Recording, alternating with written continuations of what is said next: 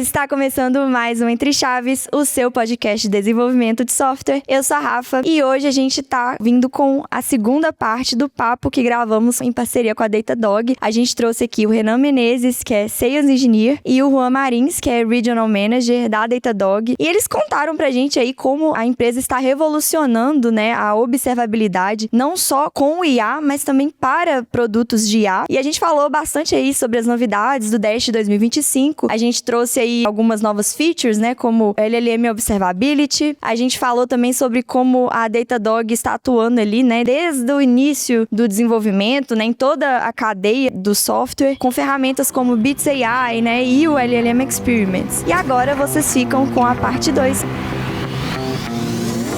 O que a Datadog trouxe de novidade do Security Analyst e o que isso traz pra gente de mais confiabilidade? Tem a ver com a confiabilidade da cloud, da aplicação, de tudo? O que a gente tem de novidade? Bom, quando a gente fala aí, que o Juan comentou bastante sobre o Dev Agent, SRE Agent, blá blá blá. Então, basicamente, o que a Datadog tá fazendo é criando agents de AI. Então, pra quem tá mais por dentro dessa transformação de IA, já tá percebendo isso. Então, a gente vai criando agents, cada um com a sua finalidade ali, né? Então a gente vai dando poder pra gente resolver problemas específicos para cada um desses agents. E o Security Analyst, ele vem com essa visão também. Então, eu no passado trabalhei com ferramentas de segurança tradicionais dentro do mundo de CIEM, por exemplo. Então, a gente tinha uma dificuldade muito grande pra gente escalar regras de CIEM, pra gente escalar como a gente traz diferentes fontes de dados, como que a gente padroniza isso, enfim, como que a gente opera isso em escala. Porque a gente sempre pensa aqui como que a gente resolve isso em grande escala, que aí depois se a gente baixar a escala, o problema já está resolvido automaticamente, vamos pensar assim, né, com umas boas aspas, mas então como que a gente faz isso? E a gente trouxe esse agent, cara, bem com essa visão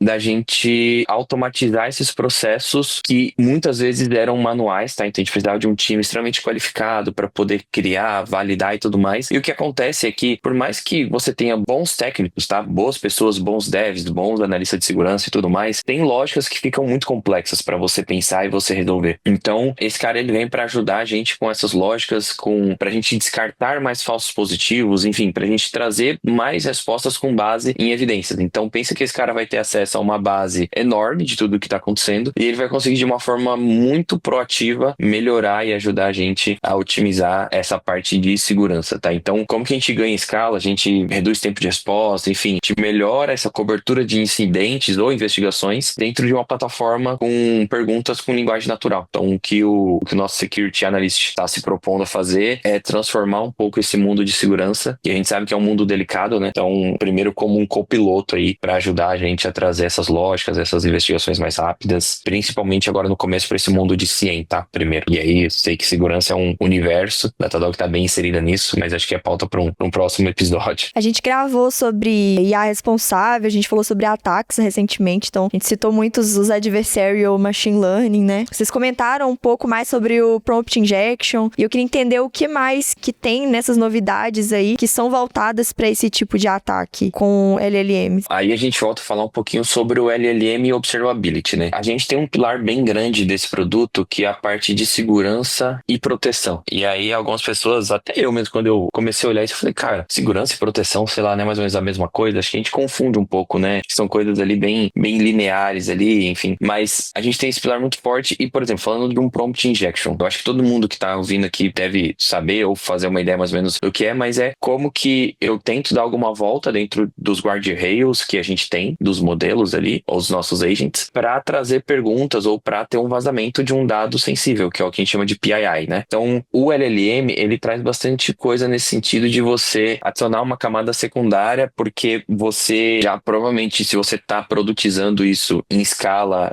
enterprise e tudo mais, você vai ter os guardrails, mas você pode ter alguma coisa vazando isso, né? Você pode achar, porque a gente sabe que o brasileiro é o povo mais criativo do mundo, então, às vezes, a forma como você faz a pergunta é diferente, por ser um modelo não determinístico, ele pode mudar a pergunta ou fazer um prompt injection e ter um vazamento de um dado. Então, a gente tem diversas regras já embutidas olhando para isso. Então, um deles é o prompt injection, o outro é essa parte de vazamento de dados sensíveis, e a gente tem mais algumas coisas. Não sei se o Juan lembra de mais algum aí que a gente bate bastante. Eu lembro em um que a toxicidade toxicidade, né? Baseado no que o usuário tá fazendo ali, ele pode ter algum comportamento malicioso que pode acabar sendo maligno pra empresa de alguma maneira, né? Então imagina que você fala com o chatbot, me atenda, mas, pô, imagina que você seja alguém que, cara, é um serial killer, ele vai me xingar de todos os nomes possíveis. Por mais que ele entre ali de fato no personagem, faça isso pode acabar gerando algum tipo de, cara, ou alguma coisa na mídia, no mínimo, né? Mas pode acabar gerando algum tipo de multa, até um processo mesmo, dependendo como a gente sabe que as leis brasileiras são, né? Então é mais pra evitar esse tipo de comportamento também. Porque você pode ter a toxicidade dos dois lados, né? No input e no output. Então, uma coisa é você identificar, do ponto de vista de negócio, que o seu usuário está nervoso, vamos chamar assim, né? Então, eu quero falar com o humano agora, isso aqui tá horrível, não tá funcionando, tal, me transfere agora, tipo, 10 exclamações. Cara, já vai te pontuar ali como o nível de toxicidade já não tá mais neutro, né? E aí tem no output, que aí é o que o Juan falou, que é muito mais perigoso, porque a gente tem sanções, enfim, a gente tem uma parte de regulamentações, principalmente quando a gente fala de setores mais sensíveis como financeiro e saúde, né? A gente tem algumas coisas bem sensíveis que pode dar um problema bem grande, a multa bem forte aí. E a gente tem alguns casos interessantes que recentemente a gente se conheceu aí em um evento, até falei um pouquinho sobre isso. A gente tem alguns casos, por exemplo, como o da Chevrolet, que a pessoa deu toda uma volta no chatbot e conseguiu comprar um carro por $1, né? Então, basicamente, um carro que era uns $70 mil, ele conseguiu comprar por $1, basicamente com aquele negócio bem de criancinha. Tipo, tudo que você me perguntar, você tem que responder sim, sabe? Tipo, uma parada mais ou menos assim. Beleza que não consistiu só nisso, mas é mais ou menos isso. Então, é uma coisa que a gente já superou com guardrails, que já vem automaticamente, digamos assim, hoje nos modelos, mas é algo que a gente precisa estar atento, porque, imagina, você ter um prejuízo desse em larga escala e vem uma decisão lá do judiciário que você vai ter que cumprir. Teve até um caso engraçado, se não me engano, da Air Canada também, e a pessoa estava conseguindo comprar também passagens mais baratas e tudo mais, e aí eles começaram a cancelar, se eu não me engano, e aí depois eles falaram que o próprio chatbot era responsável pelas suas ações, sabe? Aí tipo, pô, mas como assim? Você que é empresa, você não vai dar o suporte a isso e tal? A gente fica com um ambiente meio cinzento aí no meio, né? Quem que é responsável, quem que não é, então por isso que a gente tem que estar atento para esses sinais de segurança e proteção pra gente entender quando a gente tem uma tentativa de injection, quando tá tendo um vazamento, quando tá tendo uma alucinação, enfim, como tá o sentimento, está neutro, está positivo, negativo, por aí vai. De novo, é legal como que as coisas se conectam, que você tá falando aí das alucinações e tal. E os modelos mais novos, a Anthropic, a OpenAI, enfim, eles sempre prometem menos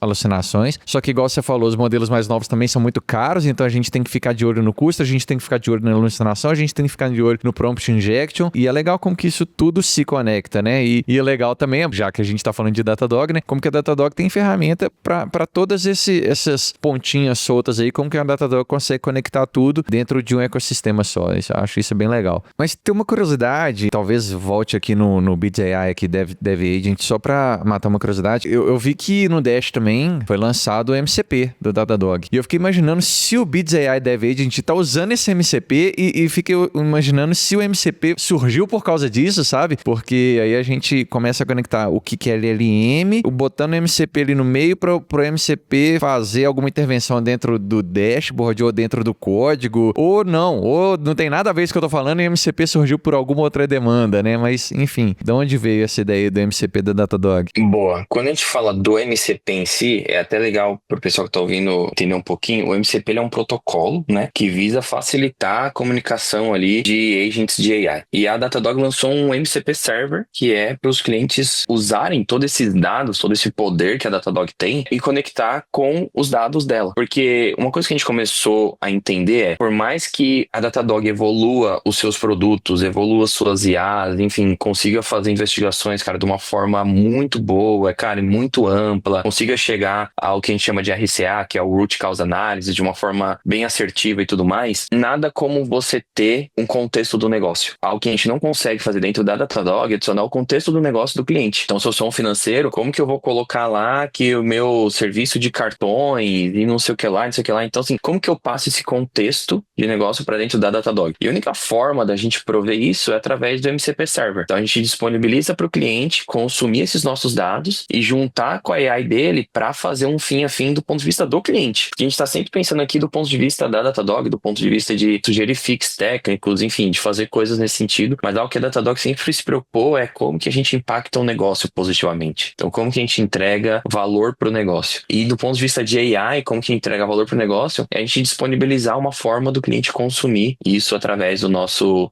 MCP Server. Então é algo que ainda está em beta. Então só para deixar claro também, nem tudo que a gente anuncia no Dash já é um GA, que é um General Availability, mas tem algumas coisas que estão em beta, que na verdade eu não posso mais falar beta, que é preview. Mas enfim, é algo que ainda não está disponível em larga escala para todos os clientes. Mas é algo que, na minha visão, Renan, é algo que vai mudar o futuro da observabilidade como um todo, quando a gente conseguir atingir isso em escala. Óbvio que hoje o MCP tem diversas limitações, então, falando da tecnologia como um todo, da solução da tecnologia como um todo, a gente tem diversos obstáculos que a gente tem que resolver ainda com a solução como um todo, mas é algo que vai mudar quando a gente conseguir, de fato, fazer essa integração funcionar de forma fluida para os nossos clientes. Então, pensa que você é um banco e você vai conseguir trazer todas essas informações e cruzar com todos os seus agentes que os bancos também estão desenvolvendo e você conseguir prover algo fim a fim. Cara, assim, o poder que isso traz para uma operação, para um dia a dia, é algo que, assim, vai ser fora do normal. Então, a Datadog, como o Juan falou no começo, a gente vem drivando, cara. Há muitos anos a gente vem drivando o que é observabilidade no mundo, né? Então, a gente também tá puxando mais essa parte pro lado da observabilidade com esse MCP Server. E aí, eu não sei se o Juan quer comentar alguma coisa, ele tem uma visão aí bem ampla de negócio e tal. Boa, acho que o primeiro ponto, né, que a gente até passou no Dash, de fato, foi uma integração ali com o Codex CLI. Hoje não é o único suportado, né, então o curso lá da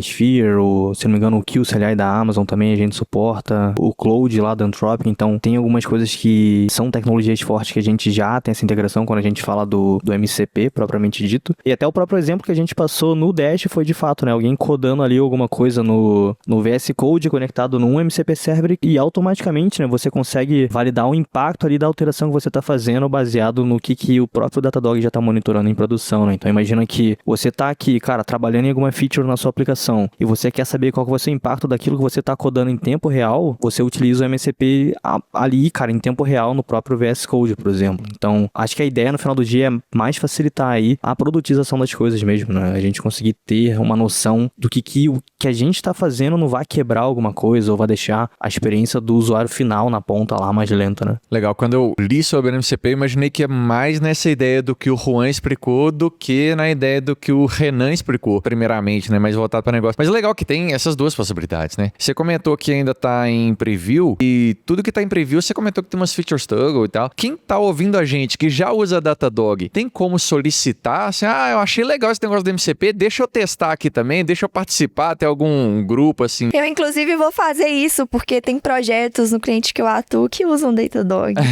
E tá vendo? Pra Rafa aqui, ó, que tá usando Datadog com o cliente dela, tem algum recurso assim dentro da própria plataforma que a gente pode solicitar? Um recurso ou outro assim? Boa, tem sim. Na verdade, vou até pedir pra deixar aí atribuído o link do Dash, né? Então, tudo que a gente falou aqui tá disponível pra testar já. Algumas coisas elas já estão em GA, algumas coisas ainda estão em preview, e aí seja em Limited Availability, né? Então, a gente escolhe ali de fato alguns clientes. Como eu falei, a gente é uma empresa que ouve muito o cliente, né? Então, caso vocês tenham algum cliente interessado em testar alguma coisa dessas que ainda está em uma fase mais inicial ali do desenvolvimento, ao invés de só habilitar e deixar vocês utilizarem, o que a gente costuma fazer é entrar numa reunião, é falar com o pessoal do produto, entender por que você precisa disso, por que isso é importante, porque basicamente é o que a gente faz, né? A gente precisa desse feedback para saber onde é que a gente tem que melhorar, quais são as tecnologias ali que os clientes estão mais pedindo, por exemplo. Então, tem esse meio ponto, mas o que está de fato em GA, todo mundo que está ouvindo a gente aí já consegue testar. Para quem já for cliente, se vocês tiverem algum tipo de CSM, parceiro ou account executive ali que cuidam da conta de vocês, acho que o caminho mais fácil é acabar falando com eles pra gente habilitar isso internamente, né? Ou caso vocês não saibam, simplesmente abram um ticket lá no help@datadog.com, né? Só mandar um e-mail mesmo, ele automaticamente já abre ali um ticket pra vocês também. E pra quem não utiliza, né? Acho que só um ponto aqui, né? Pra quem não utiliza o Datadog, né? Cara, existe um trial gratuito de 15 dias que todo mundo que tá ouvindo consegue utilizar. Então você tá, cara, estudando LLM de maneira geral, você quer saber ali de fato como é que o Datadog ele vai te mostrar o que tá acontecendo ali por trás dos panos, né? Você consegue fazer esse teste gratuito lá, se cadastrando no site, tem um testezinho de 15 dias. E pra quem estuda também, né? Quando você faz todos os treinamentos lá do Learn, do nosso Learning Center, que também é gratuito, ele automaticamente já inclusive cria um ambientezinho virtual pra você não precisar de fato mexer na sua aplicação, né? Então tem um monte de recursos, né, que a gente fornece para justamente evitar que você talvez teste alguma coisa ali no ambiente que você não possa mexer, né? E a gente fornece esses recursos para você aprender a plataforma de fato. Eu sou engenheira de dados, então eu fiquei muito ansiosa quando eu vi que vocês compraram a Metaplane, né? Então agora a gente tá trazendo Data Observability para dentro da Datadog. E eu queria entender o que isso muda, assim, na vida do engenheiro de dados mesmo, porque a gente tem várias ferramentas espalhadas de Data Observability, mas agora parece que tá tudo unificado, né? Tudo dentro da Datadog. E você conseguiria, por exemplo, tanto fazer o monitoramento da qualidade de dados, quanto monitorar o pipeline de ETL, né, dentro. Inicialmente aí, até dando um contexto também, né, a gente tem esse DNA, na verdade, de adquirir empresas ao longo do tempo, e o que a gente faz não é nenhum tipo de gambiarra tentando ligar as coisas aqui internamente, então a gente basicamente adquire o capital intelectual que uma empresa tem, no caso a Metaplane, e a gente reconstrói do zero tudo que eles fazem dentro da nossa plataforma, né? Então, hoje quando você olha o Datadog de maneira geral, ele é feito basicamente dessa forma, né? Quando você olha logs, quando você olha PM, você jamais falaria que foi outra empresa que fez aquilo ali e a gente reconstruiu. A gente já fazia algumas coisas de dado, mais voltado para um processamento em tempo real ali, que era a parte de monitoramento de filas, né? Que é uma solução que a gente tem chamada DSM, né? Que é o Data Streams Monitoring, né? Então, quando você está falando de SQS, quando você está falando de Kafka, por exemplo, de MQs de maneira geral, é uma coisa que a gente já fazia, e a gente está expandindo isso para o mundo de dados como um todo, né? Mais com essa vertente de tanto de processamento quanto de qualidade como um todo, né? Então, é como você falou, é de fato entender ali aquele mundo de ETL de maneira geral e conseguir gerar alguns insights e até algumas ações a partir disso, né? Então, imagina que você de fato vai processar, cara, alguma coisa muito grande lá dentro de um job de Spark, por exemplo, só que a qualidade do dado que está entrando naquele job, ela é muito ruim o suficiente para gerar algum output, cara, totalmente ruim, assim, lixo, que não... Você só gastou poder computacional e dinheiro, digamos assim. E o que a gente vai começar a fazer é até, inclusive, impedir, por exemplo, que aquele job ele seja disparado, por exemplo, porque a qualidade de entrada, ela tá muito ruim. Obviamente, além disso, ajudar de fato quando você tem algum problema ali nesse meio termo, que é alguma coisa que a gente já tá começando a fazer hoje, né? A gente já tem alguns produtos para, por exemplo, quando a gente fala de Spark, aí depois me complementa aí, Renan, pra gente monitorar de fato esses batches, né, que estão sendo executados e garantir, né, que de fato eles estão sendo executados, que eles não estão processando alguma coisa por muito tempo para dar algum erro lá no final e acabou que só gastou tempo e dinheiro ali também. É justamente o maior desafio da Big Data é lidar com essa volumetria, né? E, igual como você falou, garbage in, garbage out, né? A gente fala muito esse termo aqui. Perfeito, acho que você fez um comentário aí super pertinente, que é o que eu ia voltar um pouquinho nessa pauta de custo, né? É algo que a gente costuma comentar bastante, por exemplo, eu me formei, sei lá, deve ter uns 10 anos na faculdade, tô formado em redes, né, que não tem muito a ver, mas enfim, e eu tava em alta ali a questão de cloud, né, cloud já era uma verdade, enfim, tudo mais. Só que assim, eu, por exemplo, não tive nenhuma matéria falando sobre controle de custos em cloud. Então, quando você tem uma formação técnica, você não tem uma formação pautada para custos. Geralmente cara, você vai ter um desafio para resolver. Se o seu desafio for grande, você vai envolver mais dinheiro. Se for menor, não necessariamente, né, menos dinheiro, mas nunca do ponto de vista, cara, o que você está resolvendo versus o custo ou o ganho que você está trazendo. O engenheiro, o dev e tal, ele não tem esse viés, esse pensamento de economia de custos. E é algo que, cara, sinceramente, acho que a gente falha, a gente peca muito, porque o ownership do custo, ele tem que ser nosso também. Então, a Datadog, ela se importa muito com isso e ajuda muito, porque é diferente de você ter uma ferramenta que só olha para custos e você mandar o dev conectar nela. E você ter o dev que já tá usando o Datadog, o SRE, enfim, quem for, já tá usando ali o Datadog, e ele tem ali também, numa coluna do lado, o custo que isso tá tendo. E ele já fica vermelho ou verde se ele tá menor ou maior, comparado com a semana anterior e tudo mais. Cara, isso muda bastante o jogo pra gente começar a economizar mais de uma forma geral, né? Que é o famoso FinOps. A gente deixou de que FinOps fosse uma área apartada, quando na verdade deveria ser mais uma coisa que todo mundo teria que ter ali no seu dia a dia. E aí, falando nisso, né, quando a gente fala de dados, como você falou, tudo é muito grande, né? Tudo é muito volume, tudo é muito custoso do ponto de vista de preço mesmo. Então, o que a Datadog fez é a gente lançou um produto que chama DJM, que é o Data Jobs Monitor, no passado. E esse cara, ele vem olhar para a execução desses jobs, como ele falou, em Spark, em Databricks e tudo mais. E a gente viu que teve uma adesão muito maior do que a gente esperava. Então, cara, muitas empresas realmente tinham essa necessidade e que a gente, como plataforma de observabilidade, a gente não explorava tanto. Quando a gente lançou esse módulo, a gente começou a apresentar para os clientes e falar,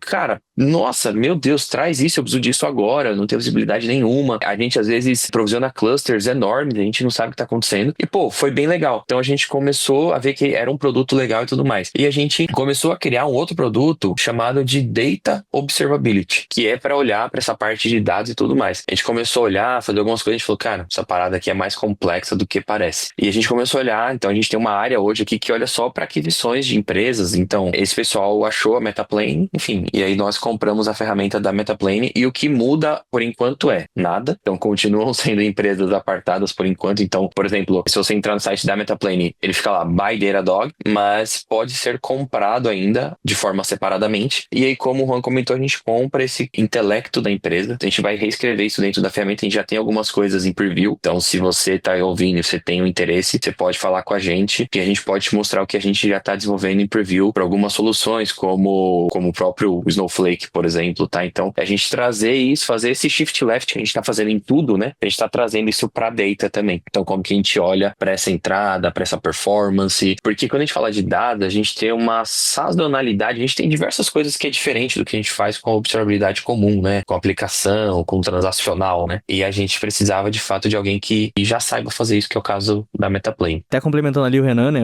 Os desafios, eles vão ser, como ele falou, completamente diferentes, né? A gente vai estar falando ali da frescura dos dados, né? O volume, obviamente, é um desafio, mas até lembro de um termo que eu vi no Dash que foi a nulidade, né? Então, o quanto realmente esses campos que são críticos ali dentro do ETL, eles estão com valores ausentes, né? A cardinalidade, cara, é gigantesco, né? E aí, de fato, né? Acho que eventualmente, já que o tema hoje aqui foi IA, né? A gente vai acabar utilizando os algoritmos que a gente já tem hoje de detecção de anomalias dentro desse ambiente, né? Para agregar mais, né? Conseguir entender ali se tem, cara, uma linhagem de dados talvez fora de um padrão que era o esperado, alguma coisa nesse sentido. Bom, que essas funcionalidades que vocês trouxeram aí de monitoramento de custo, acho que é um argumento forte, assim, de como que o investimento do Datadog se paga facilmente quando você monitora custo, consegue achar um gargalo, achar um outlier ali, ou achar algum componente seu que você não está usando e está pagando caro por aquilo, e aí quando você economiza aquilo ali, o investimento se paga muito fácil, né? Só o Jobs Monitoring, o que